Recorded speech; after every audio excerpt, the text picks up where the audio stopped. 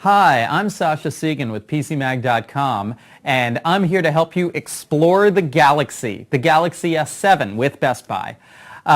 This is our show where we are going to take a look at and explore the features of the Samsung Galaxy S7 and the Galaxy S7 Edge, and answer your questions and just generally chat with you about what are currently, according to PC Mag, the top premium phones on the market. We have Social Pete here answering and taking questions and helping me answer them. And I do want to make one point, which is that this is the Galaxy show, so I am only taking questions and comments that have to do with the Samsung Galaxy S7. So if you have a question or a comment, just make sure it's about the Samsung Galaxy S7 and not about some other phone. So now, first of all, it looks like we might have a comment already, or is that a false positive? That is a false positive. Okay. Okay, well, that's okay, because I have some stuff to show you today, because I wanted to show you what makes the Galaxy S7 Edge special, and what makes the Galaxy S7 Edge, one of the things that makes the Galaxy S7 Edge our editor's choice for premium smartphones right now. And now, the Galaxy S7 Edge, as you can see, has this beautiful dual-edge 5.5-inch screen in a very handleable form factor. It's not very wide for a 5.5-inch device.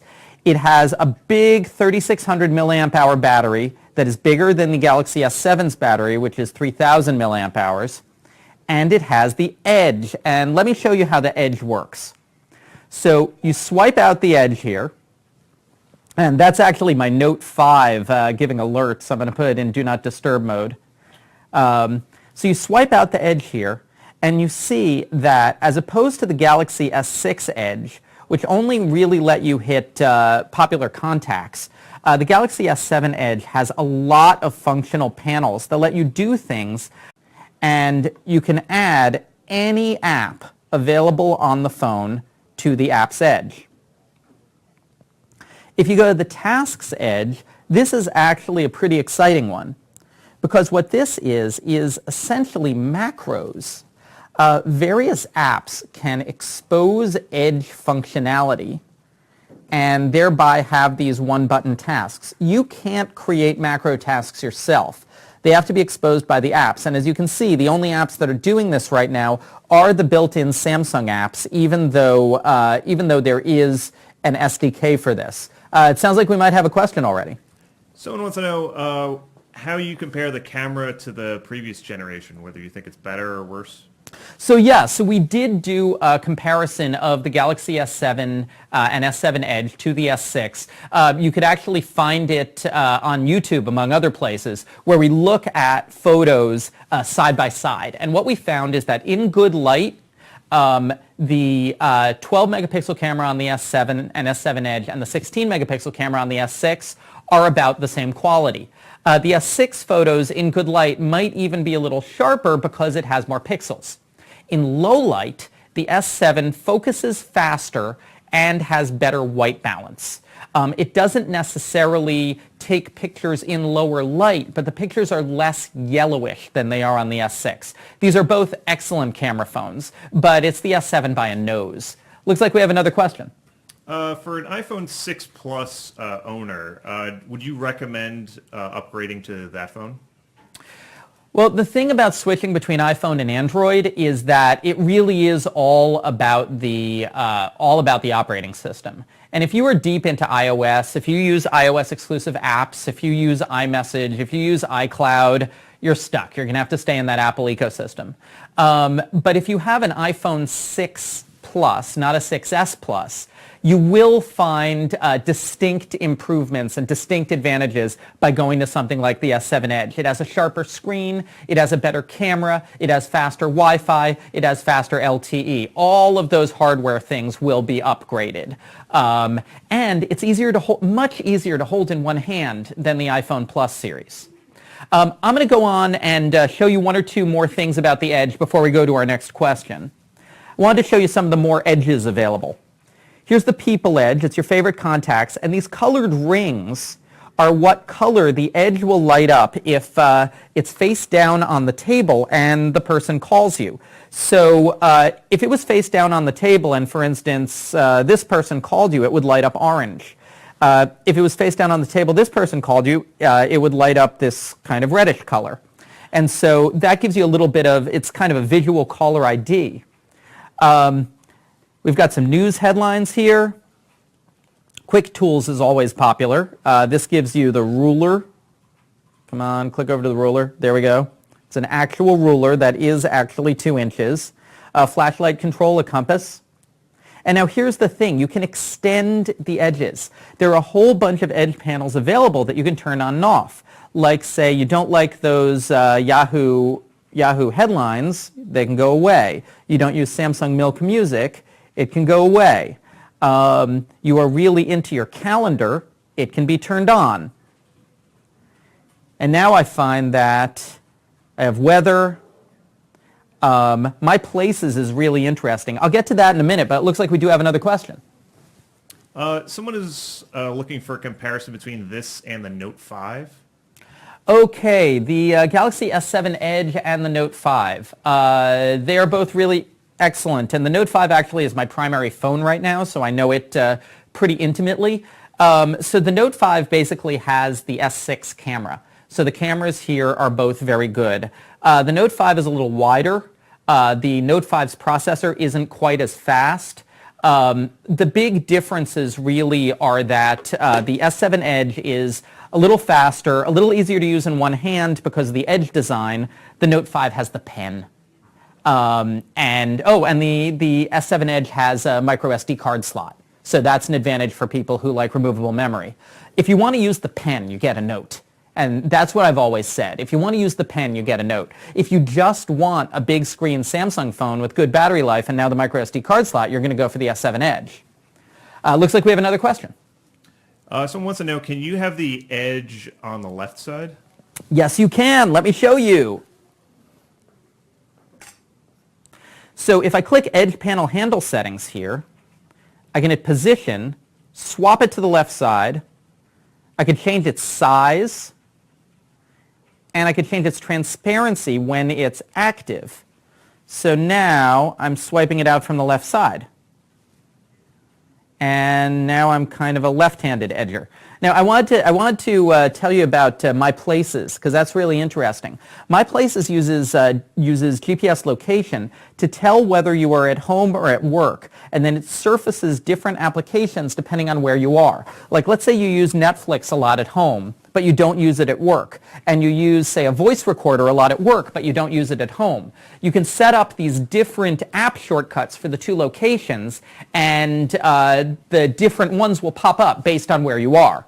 Looks like we have another question. What carrier, if any, would you recommend for this one? Well, it depends on where you are, frankly.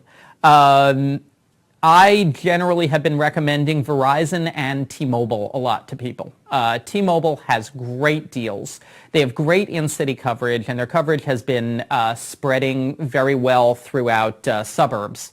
Verizon has the most comprehensive national coverage, and they still are the most reliable network. So depending on where you are and depending on what covers you best, Verizon, I've been recommending Verizon and T-Mobile quite a lot. As regards Sprint, by the way, Sprint has some killer deals out there right now where they will have your bill, but you really have to check about coverage because Sprint's LTE coverage is still ramping up. Looks like we have another question. Someone wants to know what you think of the cons of this device. What are the cons of the Galaxy S7 Edge? It is really expensive. The Galaxy S7 Edge is one of the most expensive phones on the market right now. It is the absolute high end. So you're getting you're getting high-end performance for an absolute high-end price, and a lot of people can't afford that. Also, a lot of people don't like the Samsung skin over Android, and especially the carrier bloatware that the carriers put on these phones. And for instance, I'll show you some of the Verizon bloatware here. You can notice that Verizon replaced the SMS app with their own app. That's something I was testing out. And Verizon loaded all of these apps onto my phone that I cannot delete or get rid of. Some people really mind that. And for those people, they will probably more want a Nexus or a Motorola or something that doesn't have all of the carrier stuff thrown on it. Another question. What do you think about the speakers on it? They're okay. They're okay. I mean, the speakerphone is functional. It's fine. There aren't a lot of phones with truly great internal speakers that I can think of. When I think, oh, a device with really great internal speakers, I start thinking about tablets, quad speaker tablets, or I think about the HTC phones, which had front-facing boom sound. This still has a single bottom ported speaker. And as I find with all single bottom ported speaker phones, and this includes both the Galaxies and the iPhones, I am far too likely to end up accidentally having my thumb covering it. So this is a general issue with phones with single bottom ported speakers. As single bottom ported speakers go, it's fine, but you're going to want to pair this to a real speaker or use headphones if you really want audio quality. Next question. Can you compare the water resistance here to like the S7? Is it the same basic kind of durability? Yeah, this is exactly as water resistant as the Galaxy S7. So we have the same to 5 feet for 30 minutes of water. Yes, I did pour water on it. I poured hot coffee on it. It was fine. The difference in durability between this and the S7 in general, now I have not done shatter tests on these screens because I want to show you these nice screens without shattering them.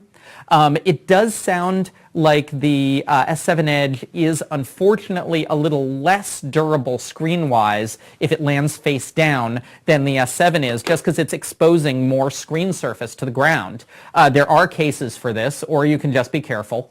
But it is not the most durable phone. It isn't like, for instance, Samsung has the S6 Active series, which comes with essentially its own bumper so that when it lands on the ground, the screen is not impacted. Looks like we have another question. How about the battery life? Battery life is very good. One of the advantages of the Edge, and one of the reasons I recommend the Edge, is because it has that 3,600 milliamp hour battery, which is huge. The S7 has a 3,000 milliamp hour battery, and what that translates into is 9 hours of video playback, 10 hours of video playback, 6.5 of heavy use, 7.5 of heavy use. Even though this has a slightly larger screen, I found that isn't necessarily consuming a lot more power, and the bigger battery really does help and really does weigh out here. Another question. If you had a OnePlus 2 phone, do you think the price is worth the upgrade? OnePlus 2. It's been a while since I've looked at the OnePlus 2. I would say that, the thing is, this is a really expensive device. And if you just got a OnePlus 2 this year, should you jump to a $800 Galaxy S7 Edge right now? I don't think that I don't necessarily think that would be a wise use of very limited money, okay? Coming from a OnePlus 1, absolutely. But you would have to really be in love with, for instance, this screen, which is amazing. It's an amazing screen, or the design, or frankly have money, not be that much of an object to make that $800 purchase every year. We have another question. What colors does the S7 Edge come in? What colors does the S7 Edge come in? I know it comes in black and gold. I'm not sure about white. You're going to have to look on the carrier websites. I haven't memorized that one. Let me show you. So let me show you some more stuff about the Edge. So we have all these different panels. And now let me show you something else we can do. I'm going to turn off the screen. I'm going to swipe really quickly up and down. And it shows me my notifications along the edge here. It shows me my step count from S Health. And if I want to, and I'll show you in the settings, it can show me news headlines. So let me go to, not that one, Edge screen. and that's called Edge feeds. And so these swipe up and downs give you Edge feeds, which are notifications, S-Health, which has no step count right now, so let me turn that off. But I'm going to turn on the Yahoo News headlines over here, and we'll see what that looks like. So now I swiped, I have no notifications. Now it's going to get me some news updates. And this is just an interesting, different way to use the Edge. And this is extensible. There is a third-party SDK for this, and you can look in Samsung's App Store periodically for new Edge feeds from different content providers. Looks like we have another question. Have you noticed any overheating?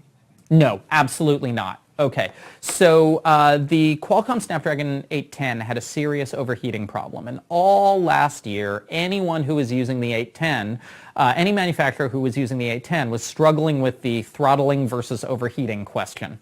And LG had struggles with this, and I believe Sony had struggles with this, and Samsung ended up going with the Exynos chip for the S6, I think in part to avoid this. But the Snapdragon 820 and these guys seems to have fixed all of those problems. Qualcomm is back on track. The phones are not overheating, and they do not appear to be throttling badly. So good on Qualcomm, and that is why they are back in the game. Let me see what else I can show you here. Just taking a quick look at my notes. Yeah, let me show you. So we're going to go into the Samsung App Store for a minute, so I can show you some of the other edges that you can buy. Let's go into Galaxy Apps here, and let's see where were those edges. They are, here we go, Edge panels. And so you can see that people are already taking advantage of this SDK. And so, for instance, there's a call log that you can buy for $1.50. There's a file manager. That's kind of cool. There's quick settings on the Edge. There's one for cellular data usage. That's really useful. There's one so you can monitor your RAM status, but I feel like that's one of those paranoia things because Android at this point, we're running Marshmallow. It should be managing the memory by itself. This is a WhatsApp client that runs on the Edge. So you're starting to see this ecosystem of functional Edge panels develop that really makes the Galaxy S7 Edge's Edge more than a design feature. Looks like we've got another question. Someone wants to know, how do you add contacts on the Edge screen? Okay, let me show you. I have to make sure that this phone has enough contacts in it. I have it running on a test, okay. I have it running on a test account that doesn't have, obviously, my personal data in it. So if I go over to the People Edge, and I click on this plus here, I can just pick a contact, and then my contact is in there. Now, if this contact had a picture, the picture would be in there too. And I can do up to 5 contacts, and I can recolor them. Now, if you want to do more than 5 contacts, you could also use the Tasks Edge to, for instance, create a task to make a call to a specific person. And then I can find that I would have an extra, this is essentially a favorite contact, but it's a task to call them. Okay, so we're finishing up, but I'll answer any other questions that are out there. It looks like we have another question.